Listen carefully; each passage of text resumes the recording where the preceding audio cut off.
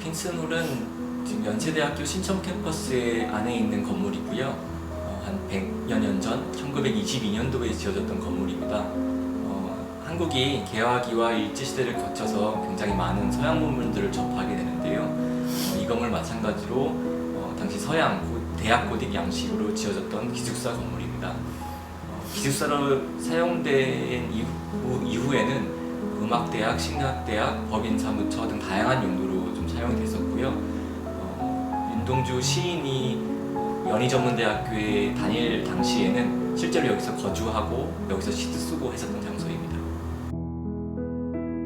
시인 윤동주는 한국이 가장 사랑하는 시인 중에 한 명으로 일제강점기 시기에 활동했던 시인이고 굉장히 서정적이면서도 또 저항적인 시를 썼던 시인으로 그렇게 알려져 있습니다. 굉장히 섬세하고 배려심 많으면서도 굉장히 또 강직했던 인물로 알려져 있고 그런 성격이 일제강점기라는 굉장히 어려운 시기와 맞물려서 굉장히 그 시에 그런 부분이 많이 담겨 있었던 것 같고요. 일본 유학 시절에 일본 감옥에 투옥이 되고 그때 굉장히 젊은 나이에 27세에 생을 마감하게 되십니다. 대한민국뿐만이 아니라 중국과 일본을 포함해서 굉장히 국제적인 사랑을 많이 받고 있는 그런 시인입니다. 윤동주 사후에 1960년대에 연대 동문들이 윤동주 시비를 연세대학교에 세우면서 윤동주를 기리는 행사가 계속 학교에서 이어져 왔고요.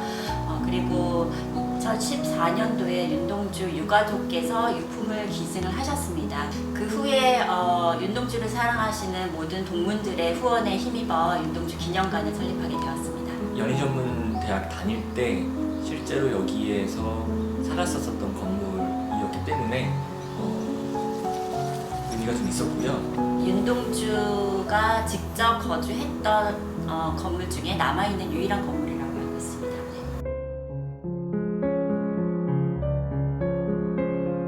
저희가 프로젝트를 시작할 때 이 윤동주라는 인물을 우리가 어떻게 이 공간에 담아야 되는 것인가에 대한 고민을 굉장히 많이 했는데요.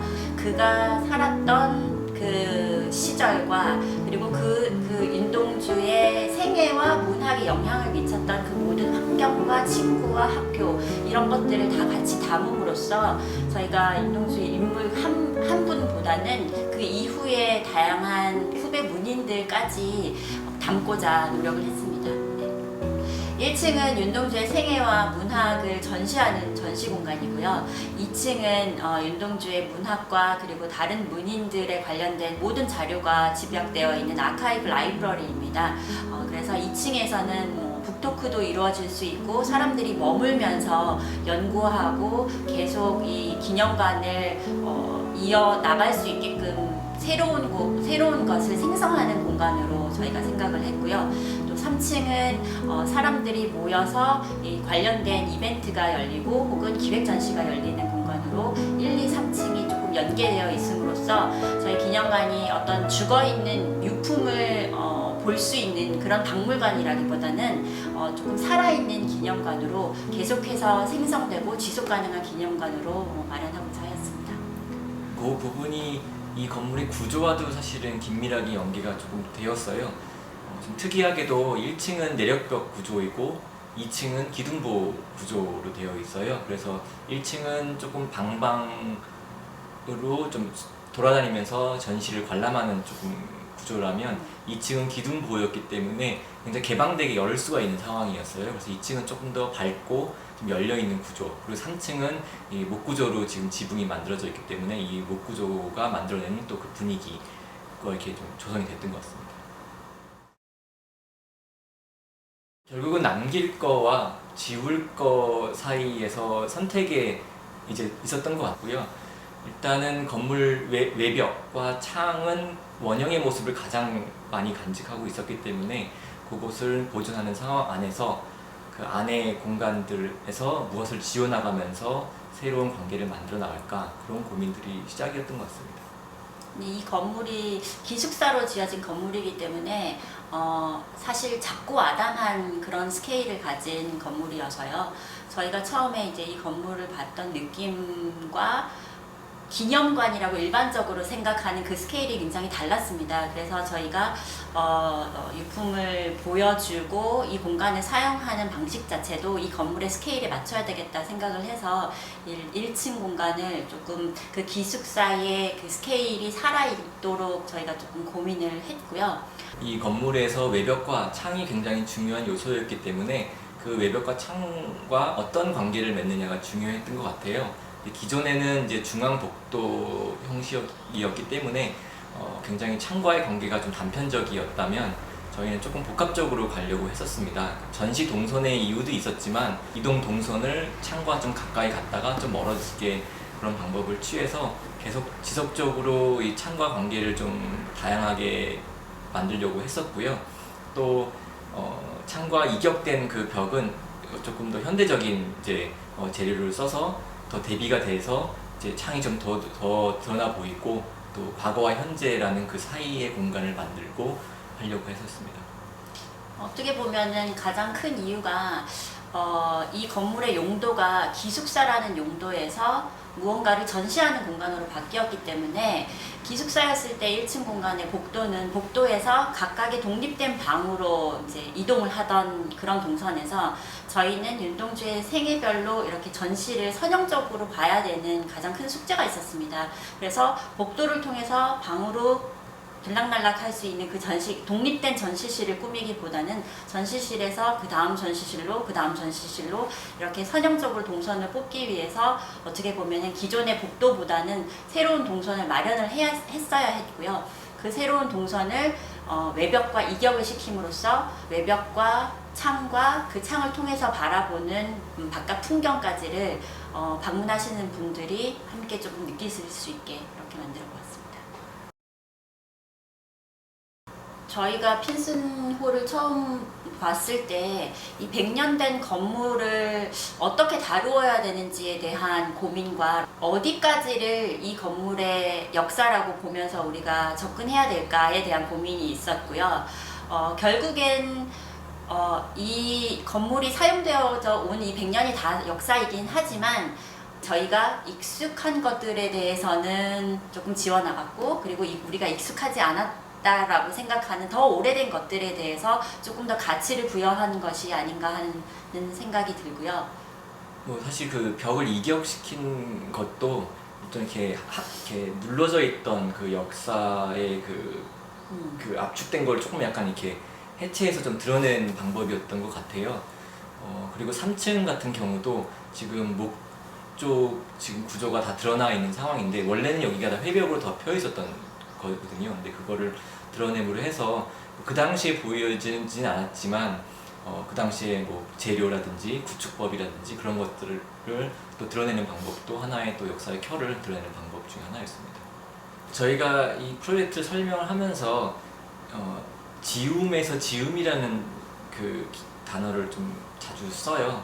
그게 어떤 새로운 공간을 만드는 방법이 어떤 새로운 창작물을 추가하는 방법도 있겠지만 또 기존의 것을 어떻게 지우느냐 하는 그 지우는 방법을 통해서도 새로운 공간이 만들어진다고 생각을 좀 하고요. 어떻게 보면은 유일하게 저희가 티나게 덧붙인 부분이 1층에서 2층으로 올라가는 철제 계단인데요. 기존에 이제 중앙부에 계단이 있긴 하지만 전시 동선을 생각하면 1층 관람 동선이 끝나는 시점에서 바로 2층의 아카이브 라이브러리로 올라갈 수 있게끔 저희가 철제 계단을 설치를 하였고요. 그 와중에도 문화재로 등록된 건물이기 때문에 구조를 건드리지 않는 선 상에서 보까지만 저희가 철거를 하고 철제 계단도 살짝 이격을 시켜서 놓고 그리고 그 슬라브를 제거하는 과정에서 드러났던 그 벽의 텍토닉 부분도 저희가 노출을 시켰습니다. 아무래도 3층에 와서 이 천장이 드러나는 순간 3층의 목구조를 봤을 때 이 공간이 가지는 그 파워를 잊을 수가 없고요. 그래서 그 공간이 주는 힘에서 저희가 어떻게 보면 그 에너지로 프로젝트를 계속 이끌었던 것 같은데요. 공사를 하면서 자연스럽게 드러나서 저희가 현장에서 순발력 있게 결정했는데 생각보다 느낌이 괜찮고 반응이 좋았을 때 그런 부분이 저는 더 많이 와닿는 것 같아요. 그래서 그런 부분이 2층에 계단 올라갔을 때 그 기둥과 벽 사이를 뜯어낸 부분에서 자연스럽게 드러나는 그 옛날 이 건물의 구축 방식 그런 부분도 있고, 계단을 뜯어냈을 때 그 가로선에서 나오는 그런 구축 방식도 있을 수 있고, 또 법인 사무소로 썼을 때 그 금고문을 저희가 이 무거운 문을 어떻게 처리할까를 고민을 했다가 도리어 이것을 수정구라는 것으로 다시 저희가 치환해서 제안을 했을 때, 그리고 그 묵직한 문을 사람들이 관람객들이 열어보면서 되게 재미있는 표정을 지어주셨을 때 그런 것들이 조금 좋은 것 같아요. 이 창이 중요한 건물이었고 창이 상대적으로 좀 많은 건물이기도 해요. 그래서 그 주변 환경의 영향을 굉장히 많이 받거든요.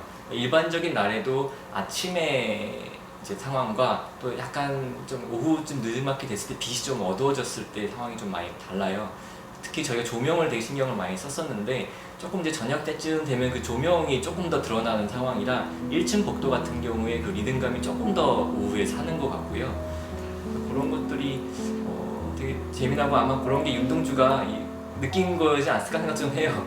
이제 창밖을 보면서 이런저런 생각하면서 이제 시를 쓰고 그러지 않았을까 생각을 합니다.